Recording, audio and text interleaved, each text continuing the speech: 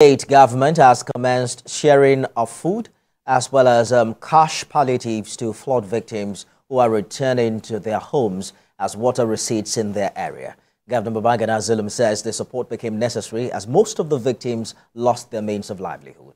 Senior reporter Jesse Tafida has details. It's now a week since waters from Alo Dam damaged over 50% of Maiduguri, the Borno state capital. More than 1 million people have been affected and thousands of homes have been submerged.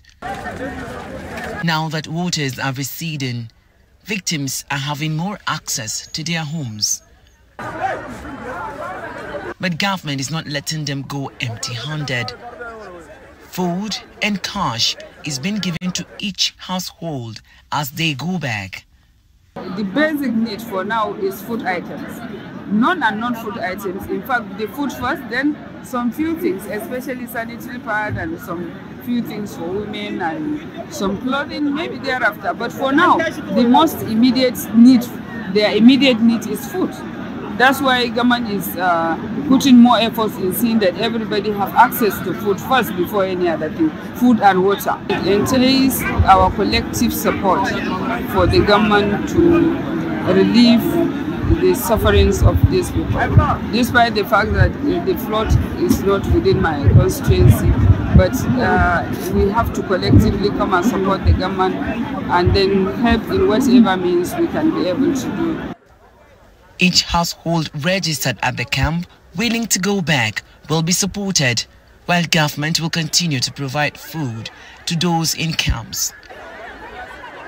It also promised to provide more support to those who are going back as time goes on. Jesse Tafida, TVC News, Maiduguri. Chairman, Chief Executive Officer of the National Drug Law Enforcement Agency, Brigadier General Mohammed Bubamara, retired, has paid a condolence visit to the Governor of Borno State, Babangida Zulum, and the Sheikh of Borno, Abubakar Umar Gabai El Kanam, over the recent flood disaster that claimed lives, displaced thousands of residents, and damaged several properties in Maiduguri. Speaking during his visit, Mr. Mara said, as a concerned Nigerian and former military governor of the old Borno state, is moved by the magnitude of the flood disaster and the lives, properties of the people as well as the environment. He said he has contacted the fertilizer company for support and they have donated fertilizers equivalent of 10 trailer loads worth 120 million naira to the state government for distribution to affected farmers to aid their quick return to the farm and prevent famine. Governor Zulum and the Sheikh expressed appreciation to Mr. Marwa for finding time to identify with the people of the state and his kind gesture to the affected people.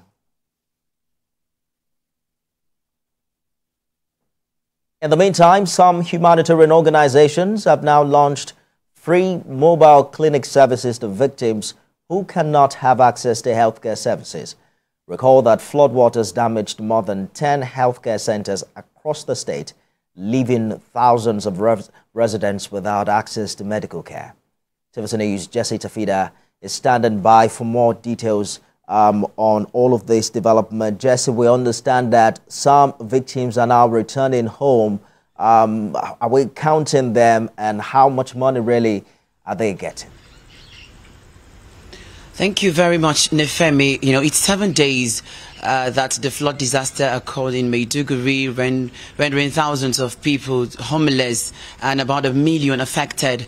For today, as water gradually recedes, some areas are now dried and people are now getting access back to their homes. They don't want to stay in camps. According to them, it's better for them to stay at home than to stay in camps now that the water is receding.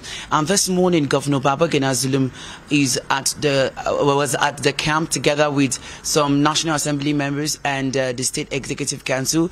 They started to distribute food, palliative and cash to those that are willing to go back home. We know that the state governments have continued to receive gestures of palliatives as this from government and National Emergency Management Agency, the North East Development Commission. A lot of people have continued to bring succor to the victims, and the government have continued to use them. Now, if you're going back home, according to the government, you'll be given food items and cash assistance, but the government will also go and check if your house is not destroyed, because of the level of waters, a lot of houses were destroyed. A lot of them are still having some cracks on their walls, and the government is saying if your house is not safe, the government is not going to allow you to stay in the house, because it can be destroyed anytime and it's going to be another catastrophe. That is why the government is going to take data of people going out of the camp to their homes, so that the rapid committee that was set up by government that will go and assess the level of damage caused by the flood would go to your house and check if your house is okay for you to stay. If it's not, you would have to go back to the camp before. If your house is being repaired, then you can go back to your home. And then today also we could see that humanitarian organizations continue to set up mobile clinic, because they, according to them, they are concerned about the healthcare needs of these victims. So they've continued to give out free drugs, free medications. They collect patients free. Women and children are there. The aged are there. So according to them, they want to complement efforts of the government and these humanitarian organizations, local NGOs that are trying to support the government. According to them, all hands must be on deck to ensure that the victims have succor. Nifemi. Senior correspondent Jesse Tafida live for us in Maiduguri.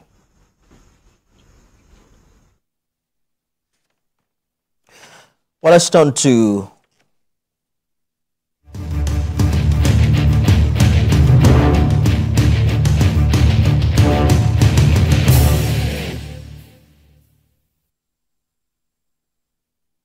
youths in the Ileoluji, Okegbo local government area of Ondo State have launched a door-to-door campaign to drum up support for Governor Lucky Aiyedatiwa ahead of the November governorship election. The youths, who are members of the All Progressives Congress under the aegis of Concerned Youths Vanguard, said members are going to embark on aggressive campaign across the wards. While flagging off the campaign, Rotimi Akinwande said the governor remains the best for the job. Akinwande, who was represented by an APC chieftain, tasked members of the party to shun unnecessary acrimony and promote peace. That came, voluntarily to make sure that this election is going to be successful and to make sure the success is for all of us in Ondo State. But I trust Ileoluji and Okegbo, they will deliver with the crowd I saw here. We supported Aiyedatiwa because we look at him as a God-sent governor. It's like he's ready to help the people and he's prepared to listen to the people. For the short period of time, Governor Lucky Aiyedatiwa have been on the throne. He have worked vigorously. Is it to talk about, the paying of salaries of the workers? Is it to talk about the giving back to society, our old age people, our elderly people? Is it to talk about the youth? Aiyedatiwa is the best. He has been ordained by God. Even with his name, he's having 3 special names: Lucky, Orimisa, and Aiyedatiwa. And God